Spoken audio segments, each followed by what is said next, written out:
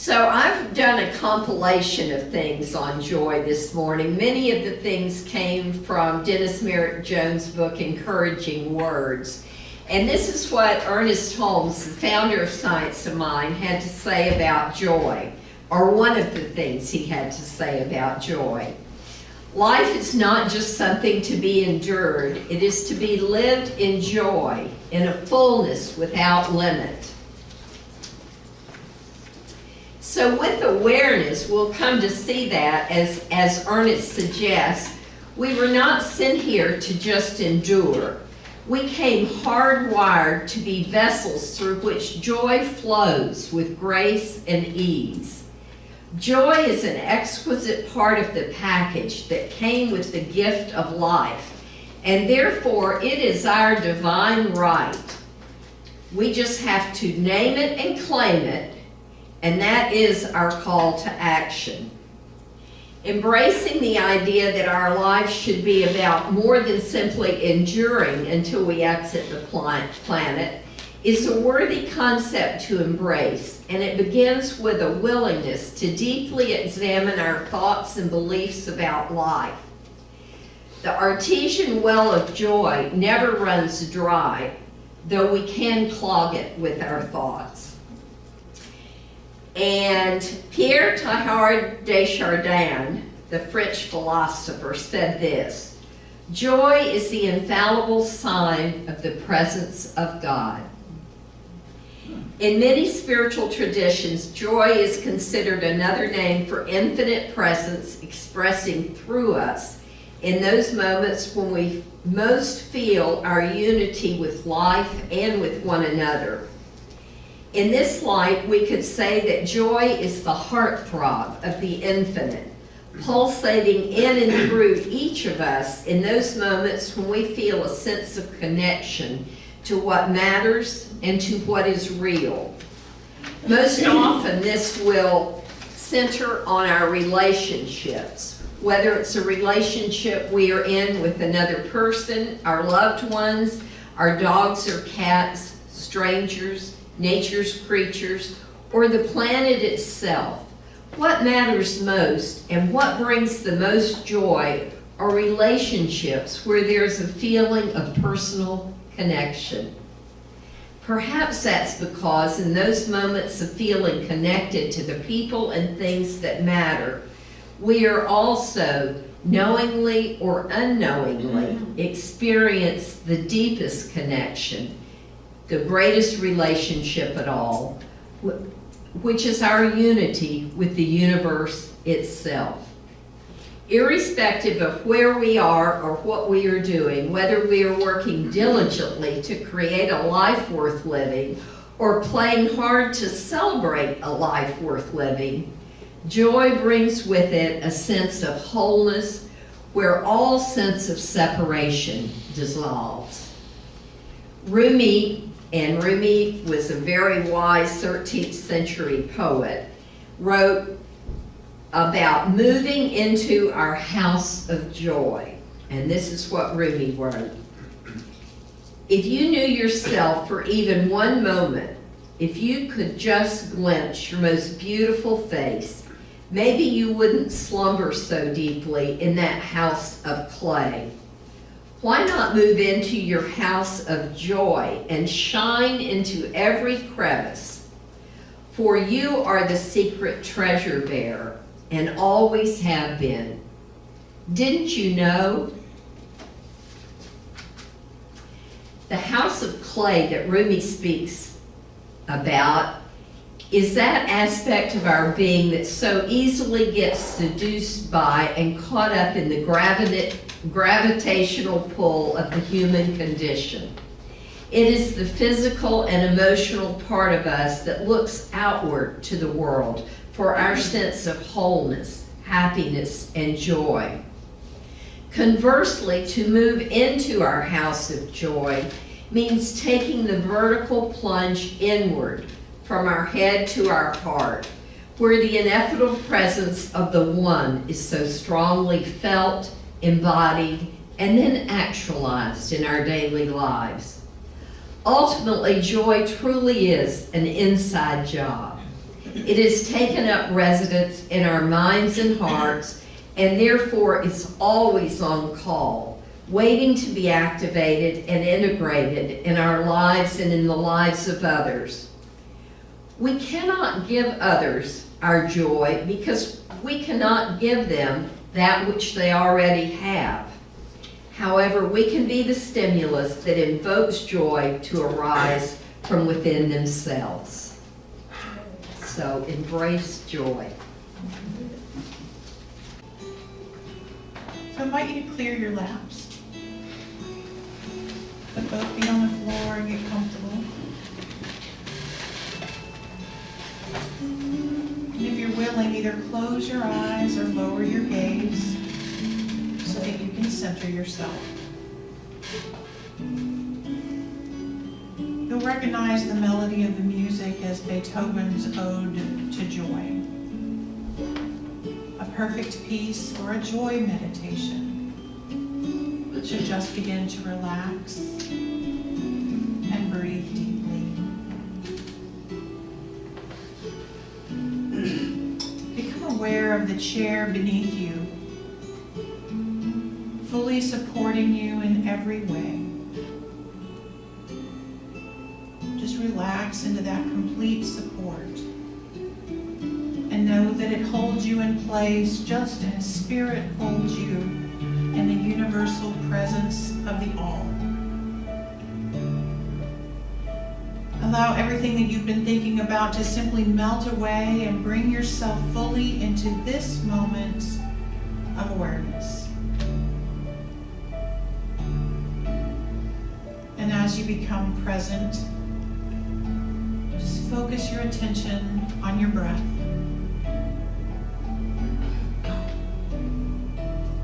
On the inhale, breathing in, silently say to yourself, God is. And on the exhale, silently say to yourself, joy. God is. Joy. God is. Joy.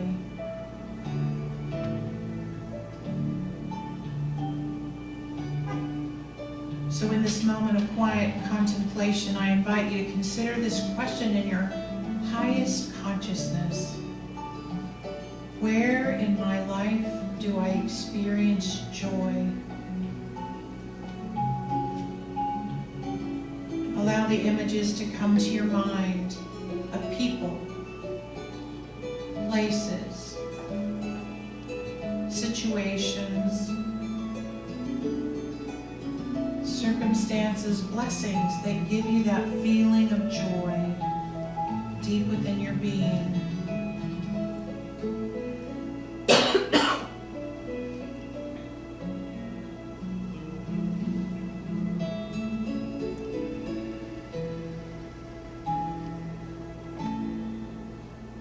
As those images float by, just feel that joy in your body. See where it originates and allow it to expand, to envelop your entire physical being as you bring to mind these joyful thoughts.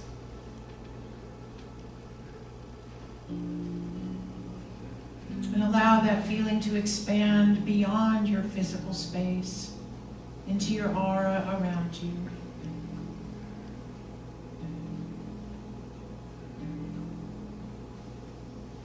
Filling this entire room and beyond, into the world beyond this place.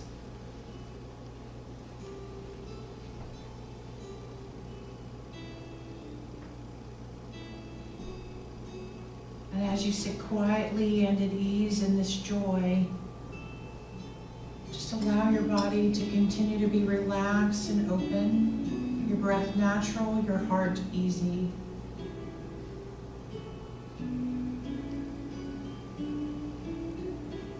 And let us begin a practice of joyful gratitude. Feel how year after year you have cared for your own life.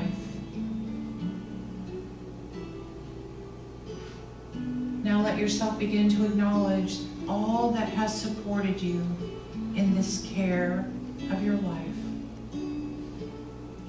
With gratitude, I remember the people, the animals, plants, insects, creatures of the sky and sea, air and water, fire and earth, all whose joyful exertion blesses my life every day.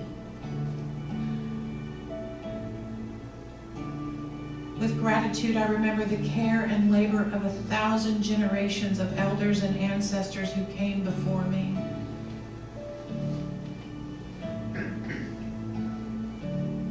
I offer my joyful gratitude for the safety and well-being I have been given.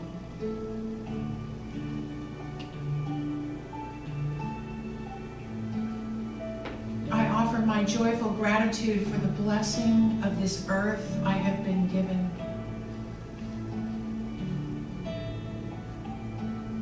I offer my joyful gratitude for the family and friends I have been given.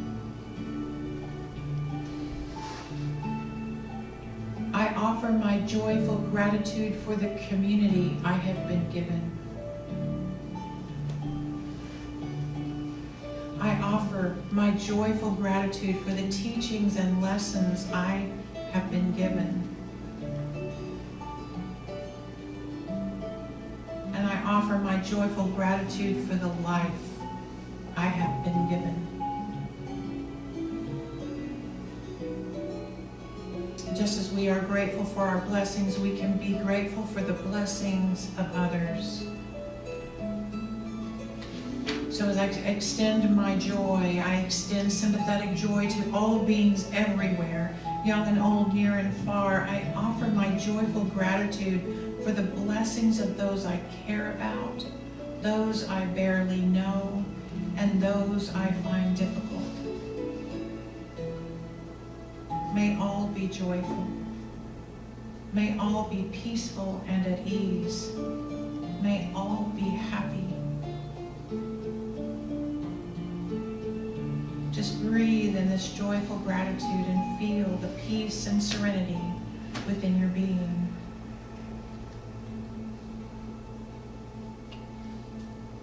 And when you're ready, you can open your eyes, wiggle your toes as you return to this present moment with all of us.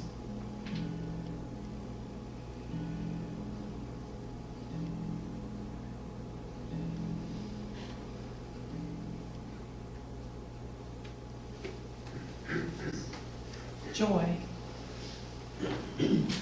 No wonder Beethoven composed such gorgeous music as he contemplated joy. This joy. You know, as Vicky's saying, Christmas time is here, Hanukkah time is here, Kwanzaa time is here, solstice time is here. You know, the songs all say that it's our favorite time of year. And for some of you, that may be true. And for others of you, this time of year may be the very time when you need as much encouragement as you can get, right? You might be here in spiritual community to give light and love to others, or you might be here this morning to kind of soak up a little extra light and love for yourself. And in truth, it's probably a little bit of both for all of us. I don't know about you, but I want my entire life to be infused with the joy that I just felt in that meditation. You know, not just in the month of December, but every month of the year, way somewhere down at the bottom of July. I want to feel that joy, not just when I'm surrounded by really cool people like you, but when I'm alone in solitude and there's no one around. I want to feel that. Not just when all the stars line up perfectly, but when a star seems to fall out of the sky, a very big star, or shoot into nothingness. I want to feel that joy. And not just when everyone around me that I have a ton to be happy about, but I want people to scratch their head and wonder, how can she feel so much joy, all things considered? Right?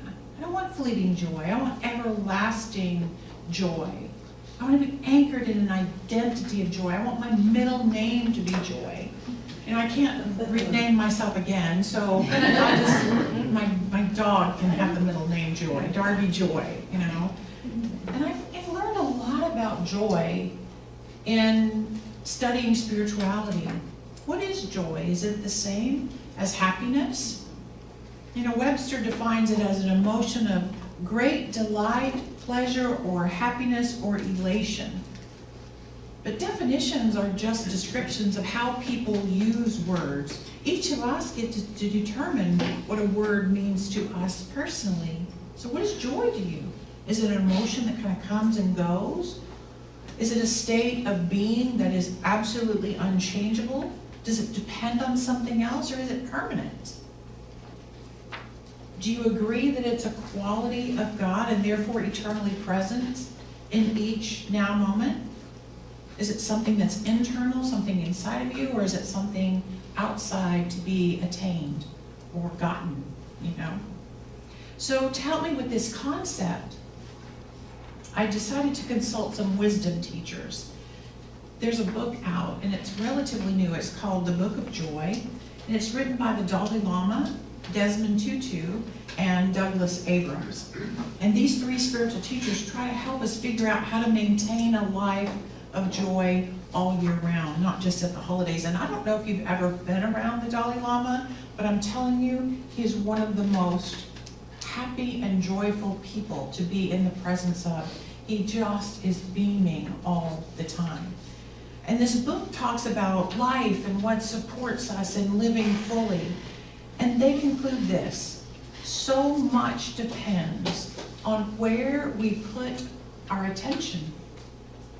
Do we place our attention on our own suffering and what's not working in our lives, or that of others in a state of compassion? Do we focus on our own perceived separation and isolation, or are we constantly aware of our invisible connection to everyone and everything?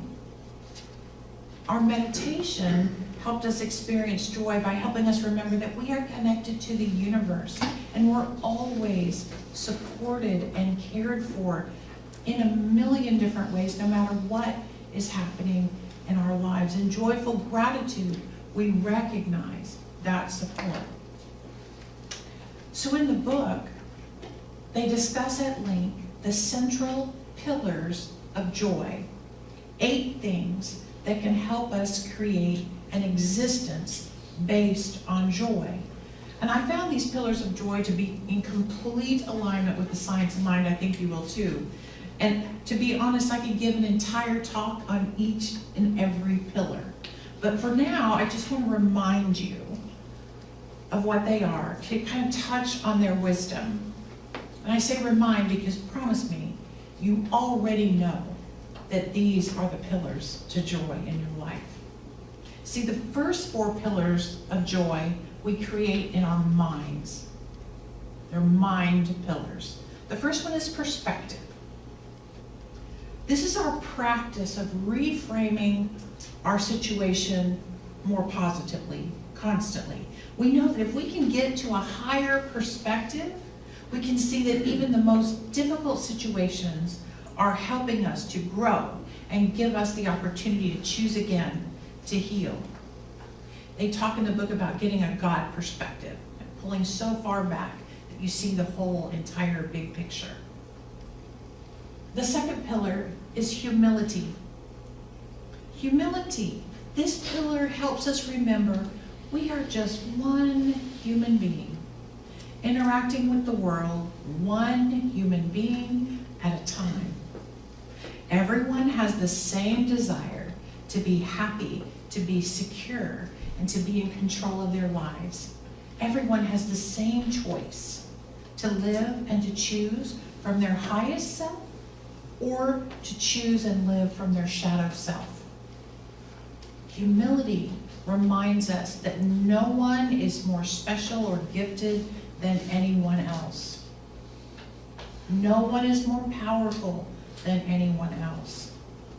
It's not my job to figure out anyone else's life but my own. And staying humble allows us to laugh at our foibles, our humanity, humility. And that leads perfectly to the third pillar, which is humor. If we look for it, there's humor in every situation, even if those around us might not be seeing it. That sometimes makes it even more humorous, doesn't it? Right? Approaching life with a mindset of humor lightens everything. The Dalai Lama says, he actually insists that laughing and crying are the same thing. Laughing just feels better. It feels better. He also says that laughter is the most direct line between two people. Finding the humorous perspective is a skill that we actually can cultivate. And the Dalai Lama is constantly making fun of everything. He's very, very funny. The fourth pillar is acceptance. And the Dalai Lama says this: why be unhappy about something if it can be remedied? And what is the use of being unhappy if it can't be remedied? Living a life of joy is not dependent upon everything being hunky-dory all the time. Living a life of joy is about accepting life as it is, with all of its pain and imperfection and beauty. See, life is juicy and messy because it's human. It's supposed to be. Engage with your life just as it is, instead of railing against it and wanting it to be different than it is. So those are the four pillars we create in our minds, and the next four pillars are those we create in our hearts. Pillar number 5 is forgiveness. See, in order to be in this joyful moment, we got to free ourselves from the past. We've all seen people on the news or even in our own lives who have forgiven things and circumstances and situations that blow our minds because they're so unbelievably painful, and yet they step into forgiveness. Forgiveness, and you know my definition, it's accepting that the past could not and should not have been different. The past could not and should not have been different. Our souls understand that this is the only way to get to the joy that we all want. The 6th pillar is gratitude. Desmond Tutu's most often used word is wonderful. You know how you run your words through one of those programs and it creates a word map? Those in my class know about that. They ran Desmond Tutu's, just his words, his recorded word through that. He says wonderful more than any other word in his vocabulary. He greets every person in every situation from the perspective that it is indeed wonderful. Life of joy is built on the ability to see your experiences with thanksgiving in your heart. Yes, it's easier with some things and some people more than others, for sure. But if you want joy, start with radical gratitude in every moment. The bottom line is, when you are grateful, you are not fearful. Think about that. When you are grateful, you cannot be fearful. Number 7, compassion. The Dalai Lama says a compassionate concern for others' well-being is the source of happiness and joy. Here's the cool thing. Scientific experiments have proven that the basic human nature is compassionate. We're hardwired to care for others. Caring for yourself and others is that doorway to joy, because it is in alignment with how you were created to be. And whenever we are who we're supposed to be, joy flows through that channel. It's all about oneness. That's what compassion is. What I wish for anyone else, I wish for myself. What I wish for anyone else, even people on the TV, are things that I wish for myself. Therefore, when I want others to have joy, I want myself to have joy. And that's the basis of compassion. And finally, the 8th one is generosity. Our joy is enhanced when we make someone else happy. There's a joke in the book, it says this: God doesn't know very much about math, because when you give to others, it should be that you're subtracting from yourself. But in this incredible kind of way, you gave, and it seems like you just have made more space for that to be given unto you. We're hardwired for compassion, and generosity is tied to compassion. The reward centers in our brain light up more when we give than when we receive. Think about that Christmas morning. You get more joy when someone's opening something you gave them than you do when you're opening your own gifts. Isn't that awesome? When we practice a generosity of spirit, we are in many, many ways practicing all of the other pillars. So as you practice these 8 pillars in your life, I invite you to remain centered in that inner joy you feel. Let's say you encounter a friend you haven't seen for a while. You feel that joy. You become joy itself. And you experience a great change inside yourself. And the joy spreads through your whole being. And your awareness deepens. But here's the difference between being focused on inner joy and being focused on the external. When you see that friend you haven't seen for many days and you feel that joy rising in your heart, if you're focused on your friend and not your joy, when the friend walks away, your joy walks away with it. But if instead you see this friend and you feel joyful and you concentrate on this joy, you stay focused on this internal experience, you feel it and become it, and meet that friend while being aware of and filled with your joy, you be present with your friend, but you stay aware of that joy within you. Remain centered in your happiness, and then when your friend walks away, keep staying centered in that feeling and realize it's not dependent on anything external after all. It stays there resting inside you as you experience life moment after life moment. And you can practice this technique in many situations with your dog or with playing ball with your child or watching a leaf or whatever gives you joy. Be centered in your joy. Instead of being object-centered, be self-centered. When we think when we feel joy, it's something external that causes it, but that's not the case. Joy is always within you. The external situation has simply triggered the joy within you. It just triggers it. I asked Randy to put this quote on social media this week. To find joy in another's joy, that is the secret to happiness. Part of expanding our joy is to notice other people's joy, to share in their joy, and to allow it to further trigger your internal sense of joy. Sam Keen wrote a book called Learning to Fly, and he says this: I think we need a new word, comjoyment, as a companion to compassion, to remind us that our greatest gift to the world may be in sharing what gives us the greatest joy. So in our candle lighting ceremony, we're going to have an experience of comjoyment. We're going to come together and create a joyful experience of unity and sharing.